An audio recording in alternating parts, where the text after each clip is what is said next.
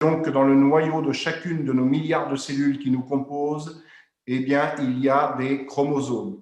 Et maintenant, j'ai l'obsession que ma flèche disparaisse. Je suis désolé, je l'active sans arrêt. Donc, nous avons donc des chromosomes qui sont constitués de deux brins parallèles entourés autour d'un axe pour former une double hélice qu'on appelle la double hélice d'ADN.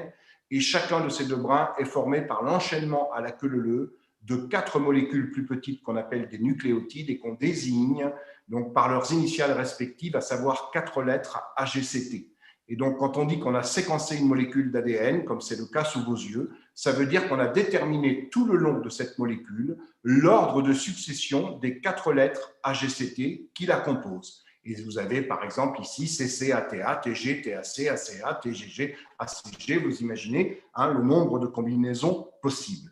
Alors, le nombre de chromosomes que nous avons dépend de l'espèce. Pour l'espèce humaine, ce nombre de chromosomes que nous avons dans le noyau de chacune de nos milliards de cellules est de 23 chromosomes. 23 qui sont tous en double. Pourquoi? Parce qu'en fait, on n'a pas 23 chromosomes, mais 23 paires de chromosomes. Et dans chaque paire, il y a un chromosome hérité de notre maman et un chromosome hérité de notre papa. On a donc 23 paires de chromosomes, sauf dans nos spermatozoïdes et dans les ovules, où il n'y en a que 23 et 23. Et quand un spermatozoïde rencontre un ovule, ça fait 23 et 23, 46, et c'est reparti pour un tour. Ici, on a donc, nous, 23 chromosomes, et quand on dit qu'on a séquencé un génome, le génome, c'est l'ensemble des chromosomes d'une espèce, donc le génome humain, c'est les 23 chromosomes humains différents. Quand on dit qu'on a séquencé le génome humain, c'est quelque chose qui s'est fait sur 14 années et qui s'est terminé en 2003. Ça veut dire qu'on a déterminé pour les 23 chromosomes humains différents l'ordre de succession des 4 lettres AGCT tout le long de ces 23 chromosomes. Ça représente pour le génome humain 100 livres, format A4, 100 pages chacun, caractère 12. Vous imaginez le nombre de lettres AGCT. Et je dis bien, on a séquencé le génome humain, et non pas comme on nous rebat les oreilles dans certaines émissions télévisées, comme au moment du Téléthon, où on nous dit qu'on a décrypté le génome humain. C'est absolument faux. On en est à des années-lumière. On aura décrypté le génome humain le jour où on aura compris toute la signification biologique qui se cache derrière cette succession de 4 lettres sur les 100 livres, format A4, 100 pages chacun, caractère 12, et qui constitue donc l'ensemble de notre génome. On en est à des années-lumière parce que ce qu'on a pu décrypter, c'est des tout petits morceaux de séquences en 4 lettres, c'est-à-dire des tout petits bouts de chromosomes, pour lesquels on a pu déterminer une ou quelques fonctions biologiques qui se cachent derrière. Et ces petites portions d'ADN, de chromosomes pour lesquelles on a pu identifier une ou quelques fonctions biologiques, ça s'appelle des gènes. Alors, les gènes, il y en a un très grand nombre, ils sont répartis sur tous nos chromosomes, sur nos 23 chromosomes, et bien sûr, on ne les a pas tous décryptés, c'est ce que je disais à l'instant, on n'en a décrypté que très très peu, qu'un tout petit nombre, et ceux que nous avons décryptés, pour l'essentiel, c'est-à-dire ceux que nous connaissons le mieux, pour l'essentiel, ce sont des gènes qui détiennent le secret de fabrication des protéines. Et c'est quoi les protéines? Ce sont à nouveau des très grosses molécules constituées par l'enchaînement à la queue leu, non pas de 4, mais de 20 molécules plus petites qu'on appelle des acides aminés et que j'ai représentés ici sous la forme de perles de 20 couleurs différentes. Et donc, vous voyez que quand on passe du gène à la protéine, on passe d'un langage génétique en 4 lettres AGCT à un langage protéique en 20 lettres, les 20 acides aminés. On passe d'un langage, le langage génétique, à un autre langage, le langage protéique. Et ça s'appelle la traduction. Ce n'est pas un terme de vulgarisation que j'utilise pour la circonstance ce soir, c'est le véritable terme utilisé en biologie. On dit que les cellules traduisent certains gènes en protéines. Alors, en fait, on ne passe pas directement du gène à la protéine. Et on peut le comprendre aisément pour des cellules comme les cellules humaines, qui sont des cellules qui ont un noyau, parce que certaines cellules, comme les bactéries, n'ont pas de noyau, même si ça fonctionne de la même manière, mais elles n'ont pas de noyau. Nous, on a un noyau qui renferme les chromosomes, et les chromosomes n'en sortent pas. Les chromosomes sont en quelque sorte, c'est d'actualité, confinés dans le noyau, ils n'en sortent pas. Et par conséquent, ça cause un problème pour la traduction parce que les protéines, elles sont fabriquées à l'extérieur du noyau. Comment voulez-vous traduire un livre dans votre bureau si le livre est dans la cuisine? Vous ne pouvez pas. Donc, nous, ce qu'on ferait, c'est qu'on rapatrierait le livre dans le bureau. Mais ici, on ne peut pas. On ne peut pas rapatrier les chromosomes à l'extérieur parce que les chromosomes ne peuvent pas sortir du noyau. Donc, il faut un intermédiaire. Cet intermédiaire, ce n'est plus une molécule d'ADN, mais une molécule d'ARN. Donc, ARN, pourquoi? Parce que dans ces molécules ADN et ARN, il y a un sucre. Et ici, l'initiale du sucre, c'est un D, alors que là, l'initiale du sucre, c'est un R. Donc, du coup, ici, c'est ADN et là, c'est ARN. Donc, ce n'est plus une molécule d'ADN, cet intermédiaire, c'est une molécule d'ARN. Ce n'est plus une double hélice, c'est-à-dire deux brins parallèles, mais un seul brin. C'est donc une simple hélice, mais qui porte toujours le langage génétique en 4 lettres, sauf que les T ont été remplacés par des U. Donc, ce n'est plus AGCT, c'est AGCU, mais c'est toujours le langage génétique. Et cette molécule d'ARN qui joue le rôle d'intermédiaire entre le gène et la protéine, on l'appelle un transcrit parce que c'est le résultat d'un processus qui s'appelle la transcription. Et la transcription, ça consiste donc à transcrire le langage génétique en 4 lettres AGCT contenu dans une molécule d'ADN en un langage génétique en 4 lettres AGCU contenu dans une molécule d'ARN. Et bien sûr, cette transcription, elle a lieu où? Elle a lieu là où se trouve l'ADN, c'est-à-dire dans le noyau. Et une fois que la molécule d'ARN est fabriquée, elle, contrairement à la molécule d'ADN, qui est qu'à contact et qui doit rester confinée dans le noyau, la molécule d'ARN peut se faire une attestation pas pour une grande distance, mais elle peut quand même sortir du noyau. Et donc, cette molécule d'ARN, avec cette attestation, va pouvoir quitter le noyau pour aller donc à l'extérieur du noyau, où elle va être prise en charge par la machinerie de traduction pour être traduite en protéines.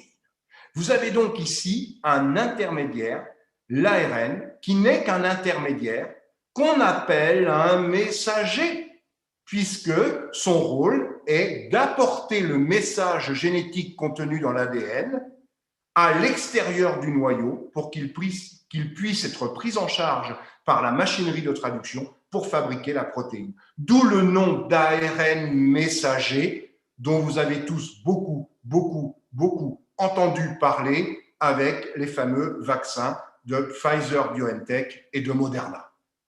Donc, ARN messager, donc on va y revenir tout à l'heure pour comprendre dans quel contexte, pour les vaccins, ce terme est précisément utilisé.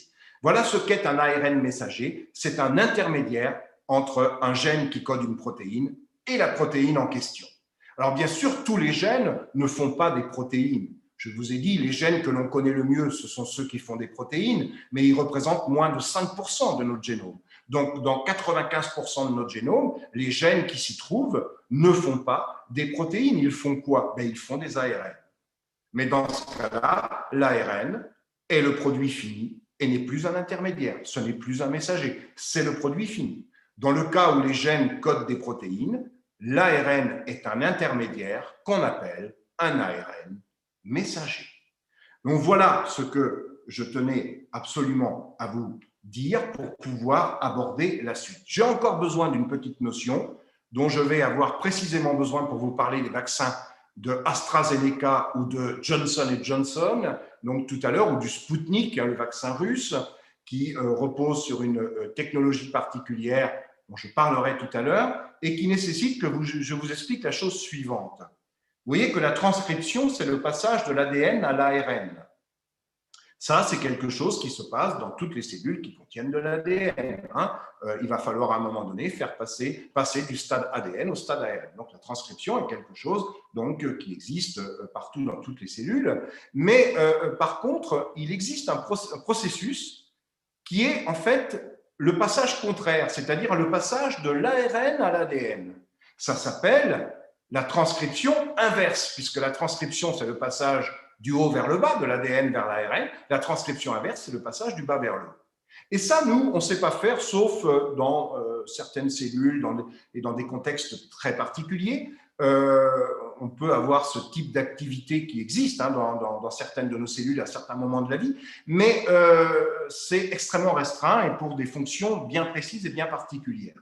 Par contre, on a découvert qu'un certain nombre de virus, que l'on appelle des rétrovirus parce qu'ils sont capables en quelque sorte justement de faire cette transcription inverse, c'est-à-dire de faire marche arrière, de passer de l'ARN à l'ADN. Les rétrovirus comme le virus du sida, le HIV, eh bien, sont dotés d'une enzyme qui s'appelle une transcriptase inverse et qui a la possibilité de transformer l'ARN en ADN.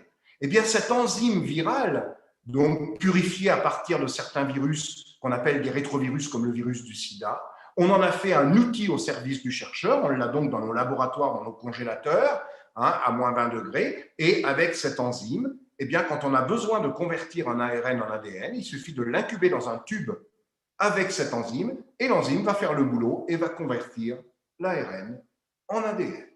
Voilà ce que je voulais vous raconter sur les notions de biologie dont je vais véritablement avoir besoin. Et pour terminer ce premier chapitre sur les rappels, je vais bien sûr également vous préciser un certain nombre de choses sur les virus.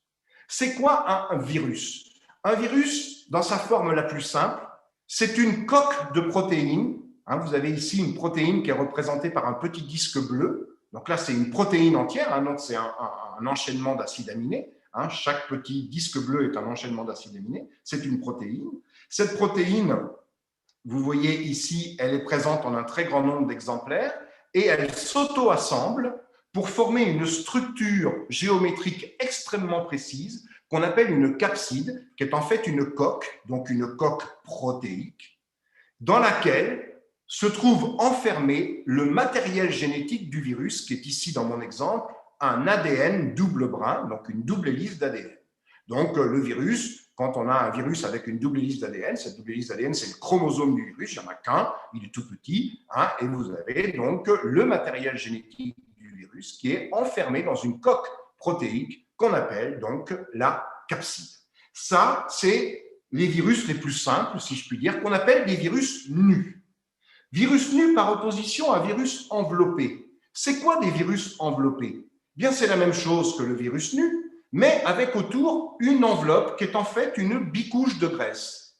Une bicouche de graisse, donc c'est-à-dire deux couches de graisse qui sont en tête à queue en quelque sorte, et qui vont former donc cette enveloppe ici, dans laquelle se trouvent enchâssés plusieurs exemplaires d'une protéine qu'on appelle la protéine de surface, et qui, dans le cas des coronavirus, est la fameuse protéine spike ou spicule en français, qui donne donc à ce virus la disposition de cette protéine rose là dans la bicouche de graisse donne au virus au coronavirus un aspect de couronne, d'où le nom de coronavirus.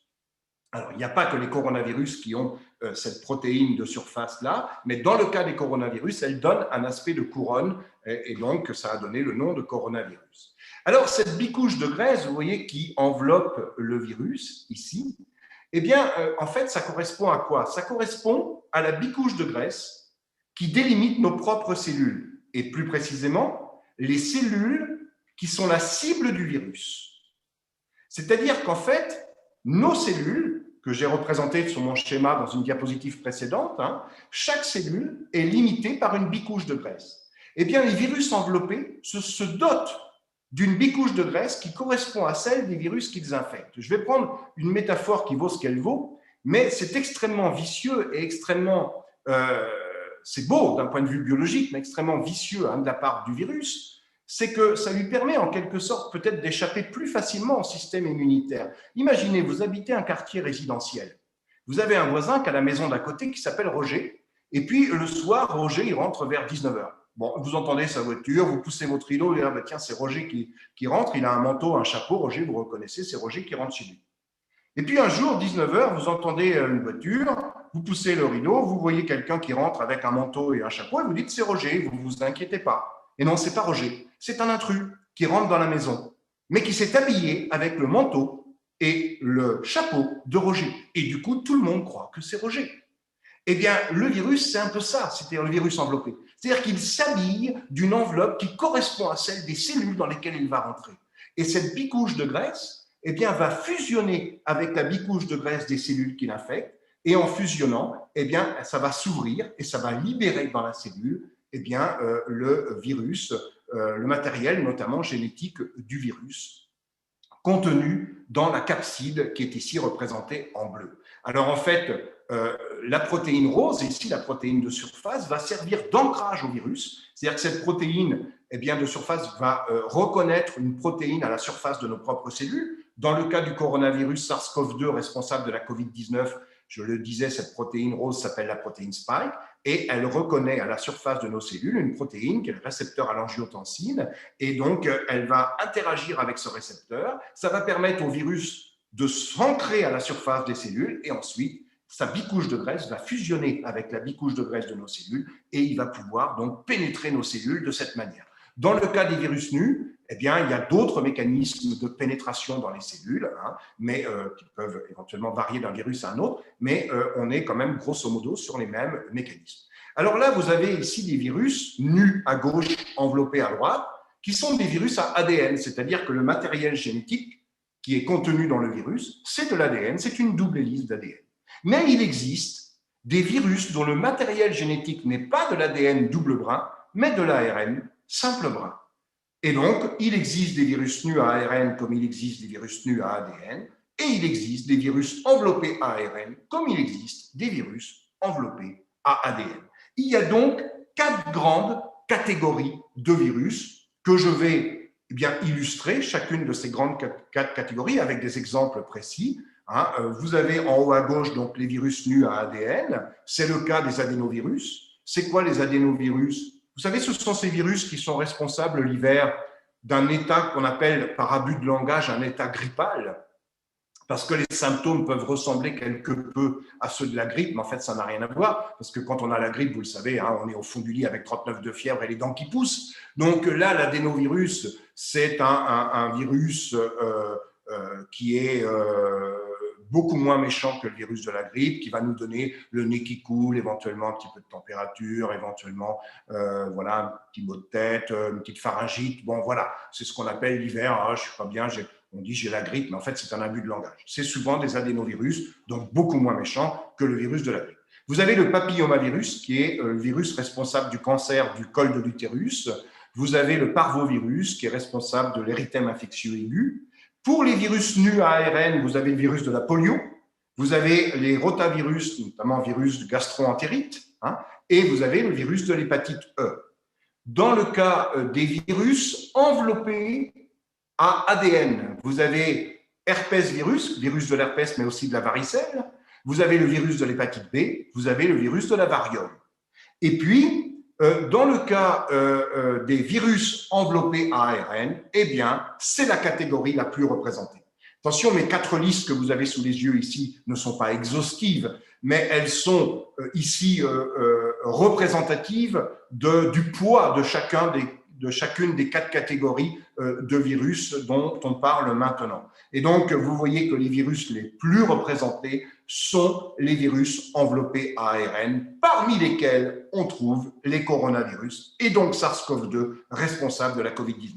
Vous avez également virus de l'Ebola, virus de la rage, vous avez les togavirus, parmi lesquels on trouve le virus du chikungunya et de la rubéole, vous avez les flavivirus, parmi lesquels on trouve le virus du Zika, de la dengue, de la fièvre jaune, de l'hépatite C, virus de la grippe, virus de l'hépatite D, et bien sûr la famille des rétrovirus, parmi lesquels on trouve le VIH, le virus donc de l'immunodépression humaine, c'est-à-dire le virus du sida. Voilà, donc voilà les 4 grandes catégories de virus. Et bien sûr, nous, le virus qui nous intéresse avec la COVID-19, eh bien, c'est un coronavirus. C'est donc un virus enveloppé à ARN, son matériel génétique est de l'ARN, d'accord? D'où, bien sûr, la question des vaccins à ARN, qui sont des vaccins à ARN messagers. Et vous avez donc une protéine de surface ici, qui s'appelle, dans le cas donc, de SARS-CoV-2, la protéine spike ou spicule. Voilà pour le premier volet de mon intervention qui consistait à donner donc un certain nombre de notions qui vont nous permettre progressivement ensemble d'avancer vers la question qui nous préoccupe, qui sont les candidats vaccins ou les vaccins déjà autorisés contre la COVID-19.